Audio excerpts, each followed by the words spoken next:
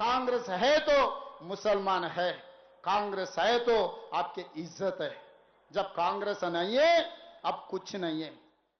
हाँ, కాంగ్రెస్ नहीं तो ముసల్మాన్ नहीं నిన్న విన్నాను నేను. ఈ భ్రమలకెళ్లి ముఖ్యమంత్రి గారు ఎంత తొందరగా బయటకు వస్తే ఆయన అజ్ఞానాన్ని ఎంత తొందరగా వదిలించుకుంటే అంత మంచిది. డాక్టర్ బాబాసాహెబ్ అంబేద్కర్ రాసిన రాజ్యాంగంలో ఆర్టికల్ 25 నుంచి 28 దాకా స్పష్టంగా అందులో రాసినది ఎవరు ఏ ధర్మాన్ని ఆచరించాలనుకుంటే ఆ ధర్మాన్ని ఆచరించవచ్చు, ఎవరు ఏ మతాన్ని, ఎందుకంటే we are secular country as per constitution, we are secular country. Any secular leader, any secular party first of all should come out of this illusion that because of their party a certain religion exist. BJP లేకపోయినా హిందువులు ఉంటారు, కాంగ్రెస్ లేకపోయినా ముస్లింలు ఉంటారు, ఎవరు లేకపోయినా అందరూ ఉంటారు, భారతదేశం ఉంటుంది. కాబట్టి ఎవరు ఏమనుకున్నా ఒకటి వాస్తవం, ఇవాళ ఇట్లాంటి అడ్డగోలు మాటలు మాట్లాడే ముఖ్యమంత్రికి ఒక మతాన్ని అవమానించినట్టుగా, కాంగ్రెస్ పార్టీ లేకపోతే ముస్లిం లేకపోవడం ఏందండి? అంటే కాంగ్రెస్ పార్టీ పుట్టక ముందు ముస్లిం లేరా?